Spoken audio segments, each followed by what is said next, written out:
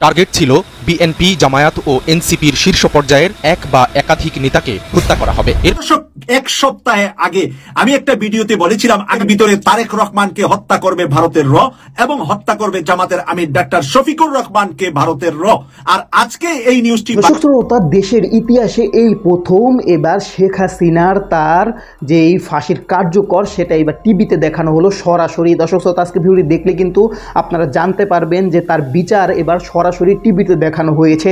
তো কথা না পারে চলুন আমরা ভিডিও মূল আলোচনা চলে যাই। ভিডিও মূল আলোচনা চলে যাওয়ার আগে আপনার কাছে আমার ছোট করে একটু হতো, আপনি প্রত্যেক মুহূর্তের আপডেট পেতে অবশ্যই চ্যানেলটি সাবস্ক্রাইব করে দেবেন এবং পাশে থাকা বেল আইকনটি ক্লিক করে দেবেন, তাহলে প্রত্যেক মুহূর্তের আপডেটগুলো সবার আগে পৌঁছবে আপনার কাছে। দর্শক কথা না পারে চলুন আসলে ঘটনাটি তাহলে বিস্তারিত দেখে আসি।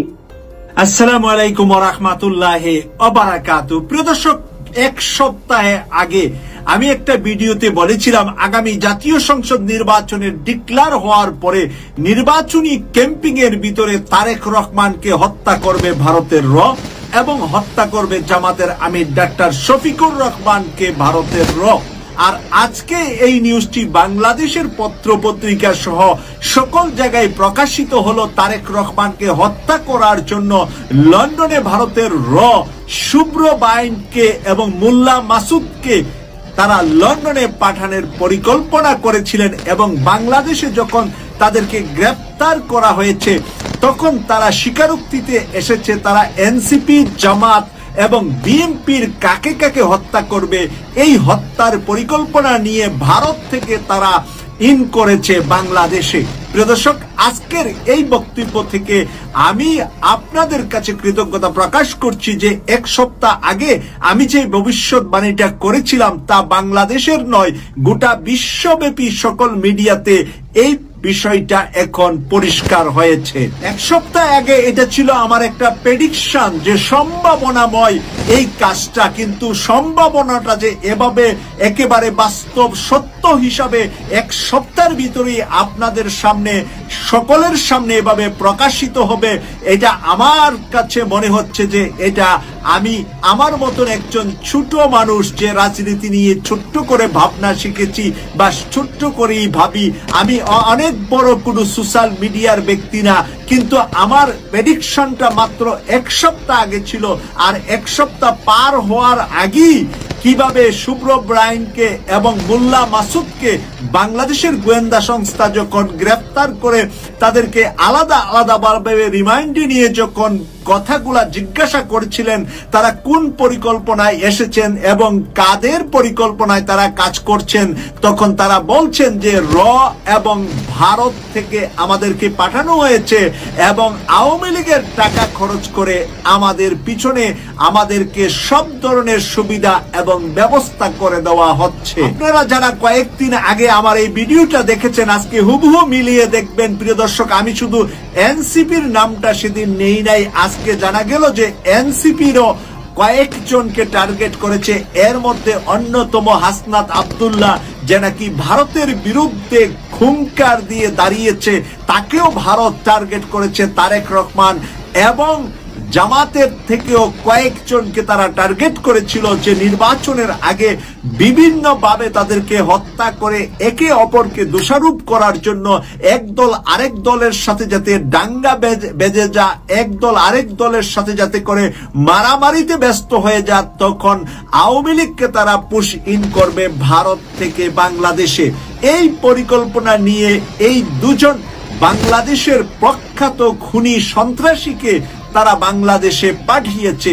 প্রিয় দর্শক, দীর্ঘদিন তারা ভারতে ছিলেন এবং দীর্ঘদিন ভারতে কিভাবে বাংলাদেশের একেবারে প্রশিক্ষিত সবার কাছে পরিচিত এই বিখ্যাত খুনিরা কিভাবে ভারতে অবস্থান করে আবার যখন বাংলাদেশে দরকার এখন খুন খারাপি করা, মানুষ হত্যা করা, তখন আবার তাদেরকে জামাই আদরে বাংলাদেশে পাঠিয়েছে। দর্শক, যখনই 24 সালের এই গণ অভ্যুত্থানটি একসাথে করেছিলেন সবকটা দল মিলে, সবকটা মতের মানুষ মিলে, সবকটা বাংলাদেশের আপামর জনসাধারণ মিলে যেই গণ অভ্যুত্থানটা সবাই মিলে করলো, কেন 10 মাসের ভিতরে এসে এভাবে একে অপরের বিরোধী হয়ে বক্তব্য দেওয়া শুরু করলেন এই ভারতের র এইভাবে যে ক্ষণে ক্ষণে ভিতরে ভিতরে ঢুকে গিয়েছে, আজকে আওয়ামী লীগের টাকায় নাকি র পরিচালনা করছে বাংলাদেশের ভিতরে বিভিন্ন ধরনের অস্ত্র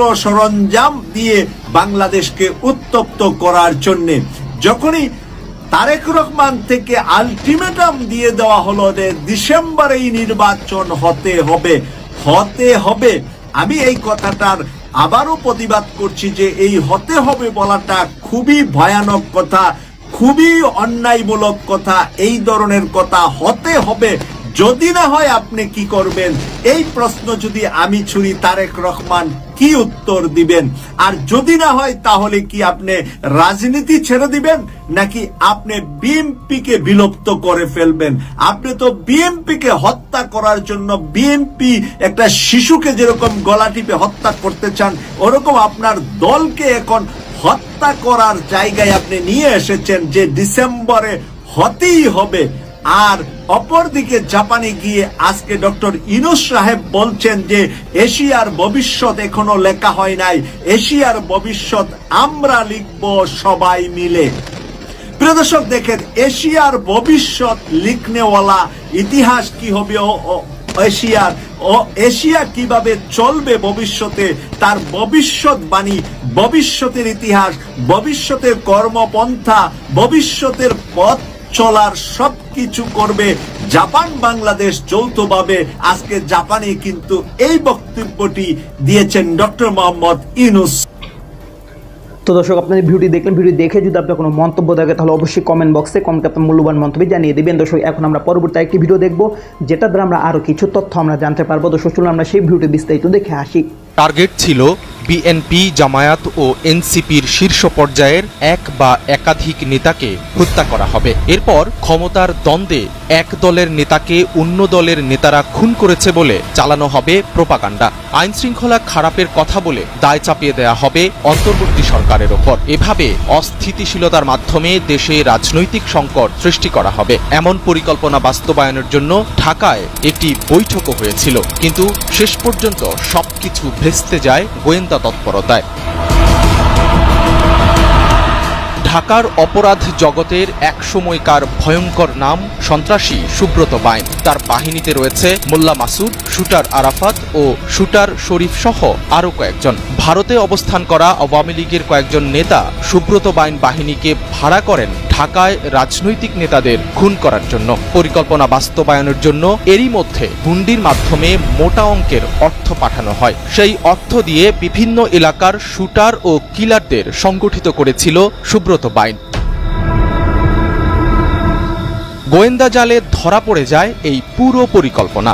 ২৭ মে ভোররাতে সেনাবাহিনীর রুদ্ধশ্বাস অভিযানে কুষ্টিয়ার কালীশঙ্করপুরের একটি বাড়ি থেকে সুব্রত বাইন, মোল্লা মাসুদ, শুটার আরাফাত ও শরীফকে গ্রেফতার করতে সক্ষম হয়। এরপর মঙ্গলবার রাতে হাতিরঝিল থানায় হস্তান্তরের পর গোয়েন্দা হেফাজতে তাদেরকে জিজ্ঞাসাবাদে বেরিয়ে আসে ঢাকার রাজনৈতিক নেতা হত্যার চাঞ্চল্যকর পরিকল্পনা। তদন্ত সংশ্লিষ্ট সূত্রে এসব তথ্য জানা গেছে।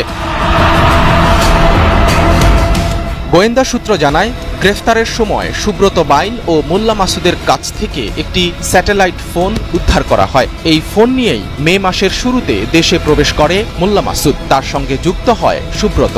বিশেষ মিশন তথা টার্গেট কিলিংয়ে তাদেরকে নির্দেশনা দিচ্ছিলেন ভারতীয় গোয়েন্দা সংস্থা র এর কলকাতা স্টেশন চিফ রাজেশ উইকি এবং কলকাতা পুলিশের সাবেক কমিশনার রাজীব কুমার। খুন করার তালিকায় কারা ছিলেন সে ব্যাপারে এখনও মুখ খোলেনি সুব্রত বাইন বাহিনী। তবে তারা স্বীকার করেছে, রাজনৈতিক নেতাদের পাশাপাশি ভারতের চিকেন নেক নিয়ে মন্তব্যকারী সাবেক সেনা কর্মকর্তা ফজলুর রহমানকে হত্যার পরিকল্পনা ছিল। ভারতে অবস্থানরত আওয়ামী লীগের শীর্ষ পর্যায়ের কয়েকজন নেতার সঙ্গে নিয়মিত যোগাযোগ ছিল সুব্রত বাহিনীর। অস্ত্র, গুলি। তো দর্শক, আপনারা সম্পূর্ণ ভিডিও দেখলেন। সম্পূর্ণ ভিডিও দেখে যদি আপনার কোনো মন্তব্য থাকে তাহলে অবশ্যই কমেন্ট বক্সে কমেন্টে আপনার মূল্যবান মন্তব্য জানিয়ে দেবেন। দর্শক, কথা বলতে বলতে আমরা ভিডিও শেষ পর্যন্ত চলে এসেছি। ভিডিও শেষ করার আগে আপনার কাছে আবার অনুরোধ করছি, আপনার প্রত্যেক মুহূর্তের আপডেট পেতে অবশ্যই চ্যানেলটি সাবস্ক্রাইব করে দেবেন এবং পাশে থাকা বেল আইকনটি ক্লিক করে দেবেন। তাহলে প্রত্যেক মুহূর্তের আপডেটগুলো সবার আগে পৌঁছবে আপনার কাছে। দেশের বিদেশে ভালো থাকবেন, সুস্থ থাকবেন। আল্লাহ হাফেজ।